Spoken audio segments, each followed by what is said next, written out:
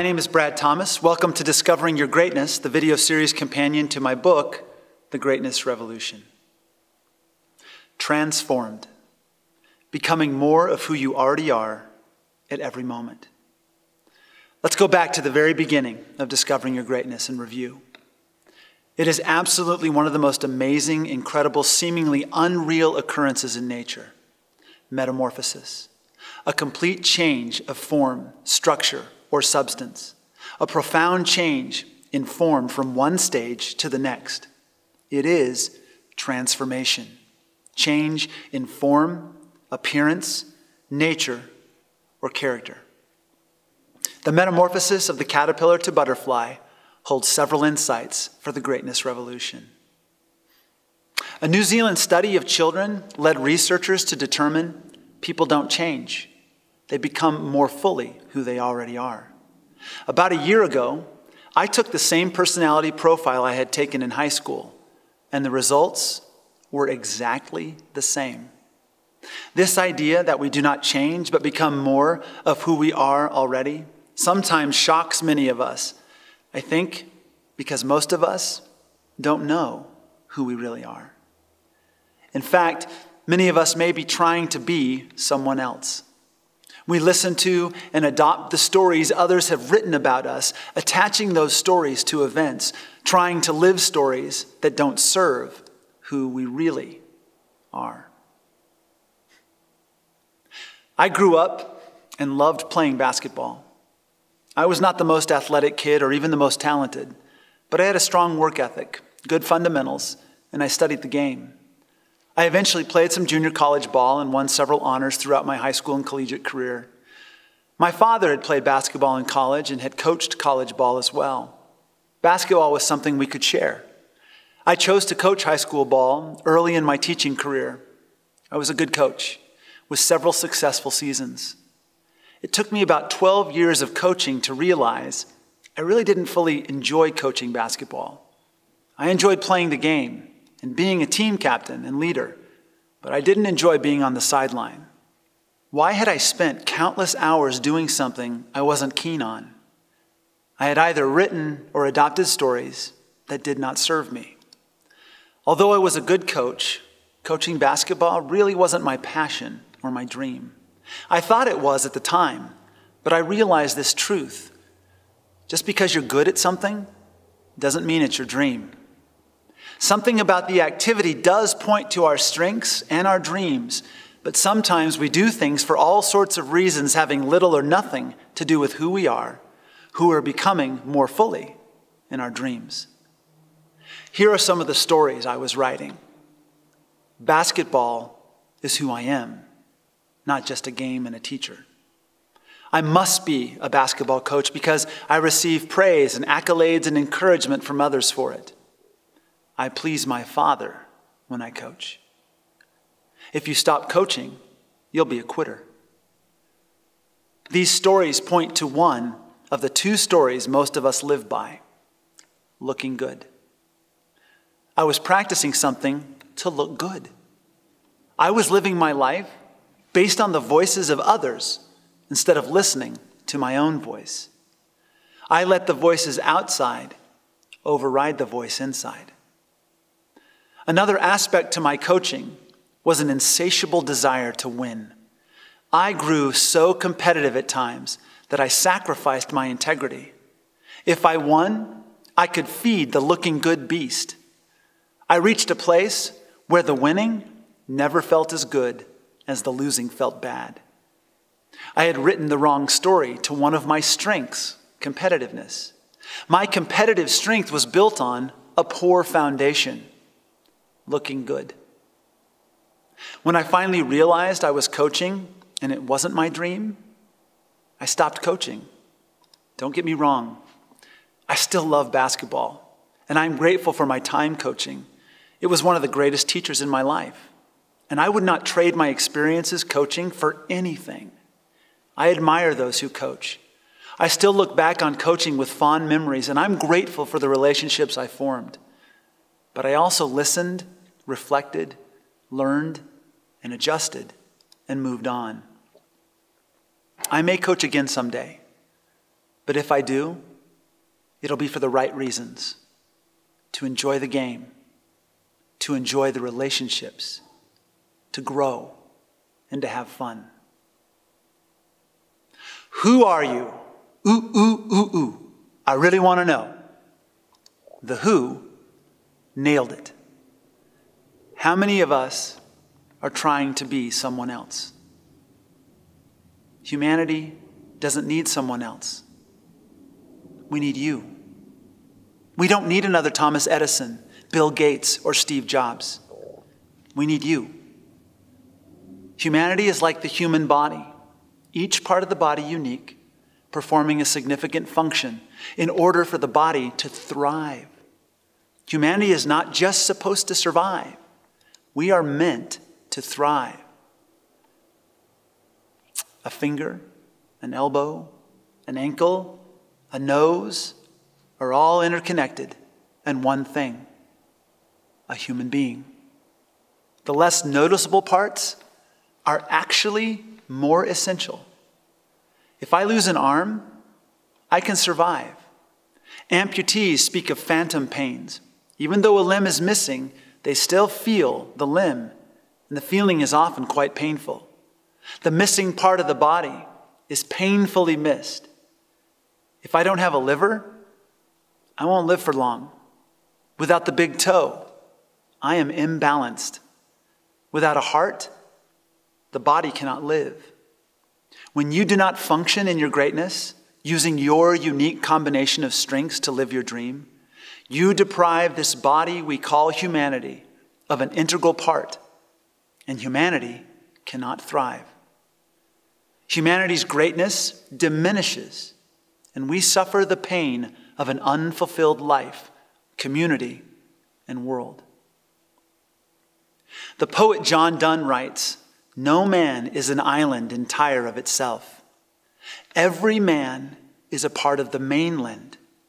Every man's death diminishes me because I am a part of every man." My favorite television show of all time is Lost. At first glance, the title of the show seems obvious. A plane crashes on an uncharted island, and the people on the island are lost. But the true significance is every one of the major characters on the island feels lost. We find out that every major character feels like an island, isolated and alone because of their past. Every character has written stories about past events in their lives, and the stories do not serve them. They're trapped by the guilt of their past, unable to live in the present, worried about what others will think and do in the future if they find out the truth. They hide their past. They listen to the voices outside more than the voice inside, consumed with the two stories driving most of humanity, looking good and being right. As the series progresses, we learn the events each character is running from or trying to hide actually serves the character to become who he or she truly is, so the character can serve the group on the island. The so-called negative events from each character's past serve as obstacle opportunities, preparing the characters for their moments of greatness as the story unfolds. Each character changes his or her mind, experiences the shift, and rewrites stories that serve. Each character moves from asking, "What's wrong with me?" to, "Does this story serve me?" Each character forgives him or herself for past events, lets go of negative emotions, and embraces lessons learned, moving on to the current challenge to help all those on the island thrive. By the end of the series, we see each person in the story plays a significant role in the lives of those on the island. All of the people in Lost are intricately woven in the fabric of each other's lives.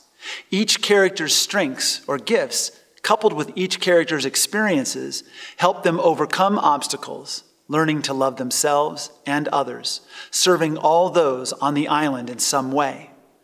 The characters' views of the positive and negative experiences in their past, influenced by the shift, desire, determination, discipline, connection, association, and reflection, transform them into the people they are truly meant to be. And in their transformation, they serve each other on the island. They live their calling, their vocation, their dream, and in so doing, create a beautiful story of community.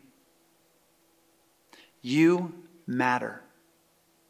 No matter how insignificant you may think you are, let me just encourage you to change your story. Every one of us possesses a unique set of strengths we are meant to bring to humanity in the world. Without you, humanity may survive, but without you, humanity cannot thrive. If you've written your own story of insignificance, remember, the hidden parts of the human body have greater significance. A beautiful physique means nothing without a heart, without a stomach, and without some guts. You matter. So change your story and live your dream. The metamorphosis of the caterpillar to butterfly is a perfect illustration of what it means to live the greatness revolution. Looking at a caterpillar and then seeing it in its final form as a butterfly, one is struck by how utterly different the butterfly appears from its earlier form. And this teaches us much. The caterpillar must knit its own cocoon. Its cocoon comes from within itself and its own activity. The caterpillar undergoes a process over time, preparing for its transformation.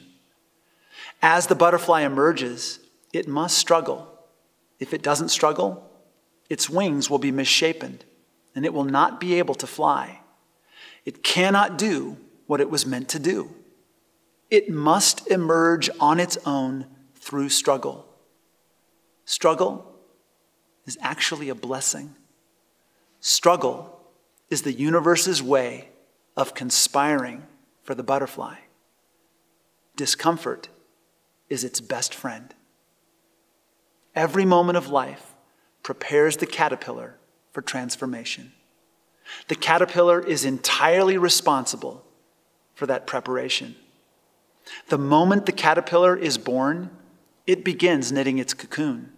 The caterpillar undergoes a complete shift in the cocoon, yet the very components making it one form serve to reconstitute itself into another form, the butterfly.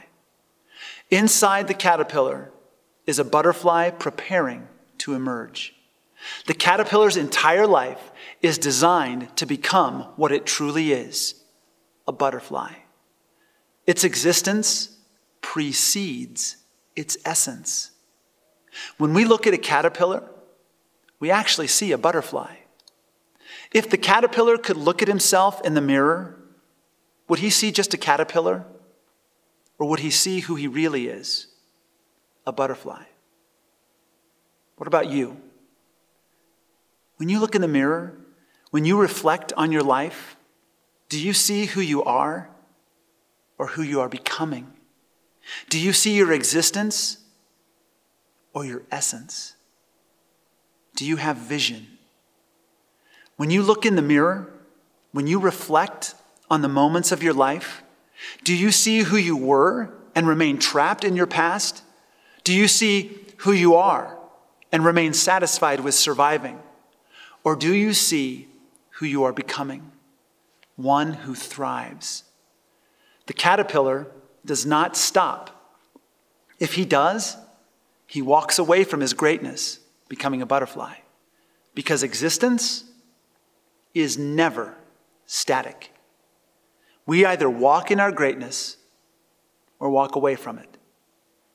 To paraphrase the existentialist Paul Tillich, being is non-being. Being is becoming. In other words, if we remain the same or simply maintain, we do not exist. In the name of safety and security, so many try to simply maintain, hold on to what they have, keep doing just enough to get by, failing to realize this static existence moves them closer to quiet desperation. They practice non-being. Though they have a pulse and a respiratory rate, they stop existing. Change is inevitable, but growth is optional. Those who opt out of growth stop existing. The caterpillar continues to walk in his greatness.